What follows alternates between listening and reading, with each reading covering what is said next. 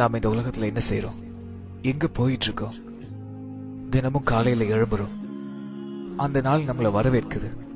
ஏன் எதுக்கு என்ற எந்த கேள்விகளும் இல்லாம அப்படியே நாம தொடர்ச்சியா போயிட்டு இருக்கோம். உன்னால எவ்வளவு முடியுமோ அவ்வளவு சம்பாதிச்சுக்க. சோர்ந்து போயிடாத, களைச்சு போயிடாத.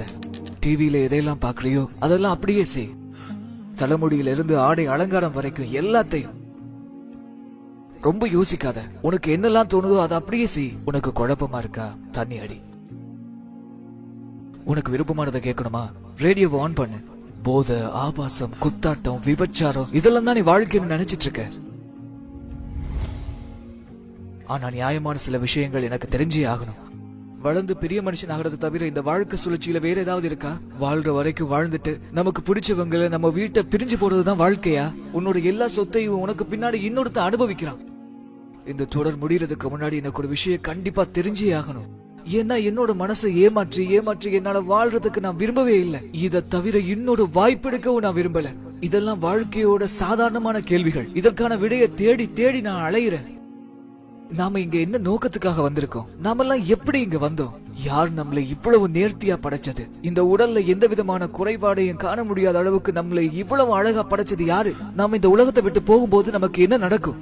இல்லனா இந்த உலகத்துக்கு மதிப்பு இருக்கா இல்லையா? இந்த கேள்விக்கெல்லாம் நம்ம கிட்ட பதிலே இல்ல. இந்த உலக வாழ்க்கைக்கு நோக்கமே கிடையாதா? எல்லாம் தானா உருவாகிச்சா? அப்படி நீங்க நினைச்சிட்டு இருந்தா நான் இன்னும் சில கேள்விகள் கேட்கிறேன். அப்படின்னா உன்னை நீயே படைச்சியா, இல்ல உன்னை வேற யாராவது படைச்சாங்களா? ஏன்னு சொன்னா நீ எந்த குறையும் இல்லாம பழுது இல்லாம அவ்வளவு நேர்த்தியா படைக்கப்பட்டிருக்கிறியே. உண்மையிலேயே நீ ஒரு சிறந்த படைப்பு. விரல் நுனியில இருந்து உன்னுடைய எல்லா அங்கங்களும் நேர்த்தியா இருக்கு. மனித கண்களுக்கு நிகரான ஒரு கேமரா இந்த உலகத்துல இல்லவே இல்லை. மனித மூளைக்கு நிகரான ஒரு கம்ப்யூட்டர் இந்த உலகத்துல எங்கேயுமே கிடையாது. அகில உலகம் அண்ட சராசரத்துல இருக்கிற எல்லாரும் சேர்ந்தாலும் ஒரு ஈய கூட படைக்க முடியாது. இப்படி எத்தனையோ அத்தாட்சிகள் இருந்தும் எல்லாத்தையும் நம்ம புறக்கணிச்சு வாழ்றோம். ஆனா அறிவியல் சொல்லுது உலகத்துல எல்லாமே தானா உருவாயிச்சு அப்படின்னு. ஒரு சின்ன கணக்கு, 0+0+0 என்னைக்குமே 1 ஆகாது. ஆகவே சிந்திங்க, இந்த ஒழுங்கமைப்பு எப்படி வந்துச்சு? எல்லாத்துக்குமே ஒரு தொடக்கம் இருக்கு, ஒரு படைப்பாளம் இருக்கா? ஏன் இந்த வீடியோ பாக்குறதுக்கு கூட இந்த வீடியோ யாராச்சும் அப்லோட் பண்ணிருக்கணும். பிக் பேங் தியரி எனக்கூடிய பெருவெடிப்பு கொள்கையை நாம நம்புறோம். ஆனா அந்த பெருவெடிப்பு கொள்கைக்கு காரணமானவன நாம நம்ப மறுக்கிறோம். அல்லாஹ் ஓர் ஆன்மாவில் இருந்து அனைத்தையும் படைத்தவன். அவன் தான் நித்திய ஜீவன், எஜமானன், ஆட்சியாளன், அனைத்தையுமே நிர்வகிப்பவன். அவனுடைய படைப்புகளை போல அவன் கிடையவே கிடையாது. அவன் கற்பனைகளுக்கு அற்பாற்பட்டவனா இருக்கான். மேலும் அவன் மனுஷன் கிடையாது. அவனுக்கு இணையா இந்த உலகத்துல எதுவுமே இல்ல. உன்னை புரிஞ்சுக்கங்க, அவனுக்கு நிகர் அவன் மட்டும்தான். மேலும் புரிஞ்சுக்கங்க, நம்மள அவன் அப்படியே விட்டுற மாட்டான். இந்த உலகத்தை பாக்குற போது எவ்வளவோ நேர்த்தியான படைப்புகளை நாம பாக்குறோம், ஆனா புறக்கணிச்சு வாழ்றோம். ஒவ்வொரு மெஷினுக்கும் அதனுடைய இயற்கை பொறிமுறைக்கு ஒரு புத்தகம் இருக்கிற மாதிரி நம்முடைய வாழ்க்கைக்கு ஒரு புத்தகம் இருக்கு. அது திருக்குர்ஆன், இஸ்லாமும் தான். இது மட்டும்தான் சரியான தேர்வு. இங்க பாருங்க, லாஜிக்கா சொல்லணும்னு சொன்னா இறைவன் என்பவன் ஒரே ஒருத்தன் தான். இதுதான் இறைவனோட இலக்கணமா இருக்கும். எந்த விதமான முரண்பாடுமே இல்லாம ஒரு மறை. அறிவியலும் வரலாற்று ஆவணங்களும் மனித கருவை பற்றிய முழுமையான விவரங்களும் அடங்கிய ஒரு மறை. மனிதனை ஒரே ஒரு துளி இந்திரியத்துல இருந்து படைச்சதா அல்லாஹ் சொல்றான். நம்மளாம் ஏன் சிந்திக்காம இருக்கிறோம்? நமக்கெல்லாம் ஏன் இந்த சிந்தனை வரவே இல்லை? நம்மளாம் தானா உருவாகிறோம்னு சொல்லி நினைச்சிட்டு இருக்கோமா? உங்களை எல்லாம் ஒட்டி கொள்ளக்கூடிய அட்டை பூச்சியினுடைய உருவத்தை போல படைச்சோன்னு அல்லாஹ் சொல்றான். இதை சிந்திச்சு பார்க்கிறவங்க அதை ஏத்துக்கிறாங்க உண்மைன்னு சொல்லி இன்றைய விஞ்ஞான உலகம் அதை நம்புது. மேலும் பூமியில மலைகள் முளைகளாக ஊன்றப்பட்டிருப்பது பற்றியும், 2 கடல்கள் சங்கமிக்கும் ஆனா ஒன்றிணையாதுங்கிறத பற்றியும், மேலும் கோள்கள் தங்களுடைய நீள்வட்ட பாதைகள் தொடர்ந்து வளம் வருகின்றன. இரவு பகல் மாறி மாறி வருகிறது. விரிவடையும் பிரபஞ்சம், அதுல தோன்றக்கூடிய எல்லா உயிரினங்களும் நீரிலிருந்து படைக்கப்பட்டது. இன்னும் எத்தனையோ வரலாற்று சம்பவங்களும் பாதுகாக்கப்பட்ட ஃபிரௌனுடைய உடலும், உலகிலேயே ரொம்பவும் தாழ்வான பிரதேசமான ரோம் தேசத்தை பாரசீகம் என்றது. விலா எலும்புக்கும் முதுகுக்கு இடையில பீரிட்டு ஓடக்கூடிய நீர்ல இருந்து மனிதன் படைக்கப்பட்டான். இப்படி எத்தனையோ விஷயங்கள் ஒரு வார்த்தை கூட மாறாம அப்படியே இன்னைக்கு நம்ம கண் முன்னாலே இருக்கக்கூடிய வேதம் குர்ஆன் மட்டும்தான். தயவு செஞ்சு எனக்கு விளக்க சொல்லுங்க. 1400 வருஷங்களுக்கு முன்னாடி இந்த உண்மையை ஒரு சாதாரண மனுஷனால சொல்ல முடியுமா?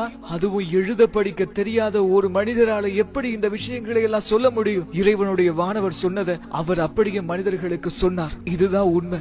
இதுக்கு பின்னாடி நீங்க ஈமான் கொள்ளல, நம்பிக்கை கொள்ளல அப்படின்னு சொன்னா நீங்க இந்த குர்ஆன்ல இருக்கிற மாதிரி ஒரே ஒரு வசனத்தை கொண்டு வாங்க அப்படின்னு சொல்லி இன்னைக்கு வரைக்கும் குர்ஆன் நமக்கு சவால் விட்டுக்கிட்டே இருக்கு.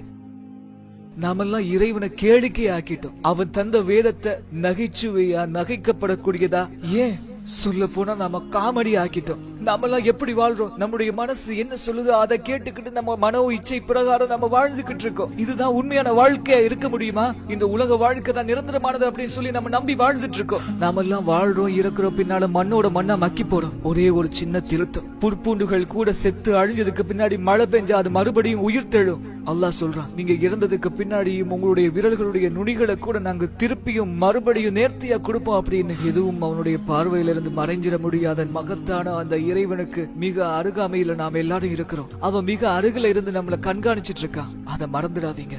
மேலும் இதையே நீங்க மறந்துடாதீங்க, நம்முடைய சொத்து, செல்வம், ஆரோக்கியம், குழந்தைகள் எல்லாவற்றை கொண்டு நாம சோதிக்கப்படுவோம். எல்லாம் நமக்கு வசப்படுத்தி தரப்பட்டிருக்கிறதையும் நீங்க நினைச்சு பாருங்க. நம்முடைய செயல்களுடைய ஏடுகள் நாளைக்கு நாம மறைஞ்சதுக்கு அப்புறம் நம்முடைய கைகள்ல கொடுக்கப்படும் அப்படிங்கறத மறந்துடாதீங்க. நாளை மறுமையில நாம யாரையும் குறை சொல்ல முடியாது. நம்முடைய கணக்குகளுக்கு, நம்முடைய செயல்பாடுகளுக்கு நாம மட்டும்தான் பொறுப்புதாரி. அல்லாஹ் கேட்கிறா, என்னிடம் திரும்பி வரமாட்டேன் என்று சொல்லி நினைத்துக் கொண்டிருக்கிறாயா? என்ன புரிந்து கொள்றதுக்காக ஒரு நீண்ட வாழ்க்கை உனக்கு தரப்பட்டதே. ஆனா நிலையற்ற இந்த உலக வாழ்க்கையில நீ ரொம்ப மகிழ்ச்சியா இருந்த.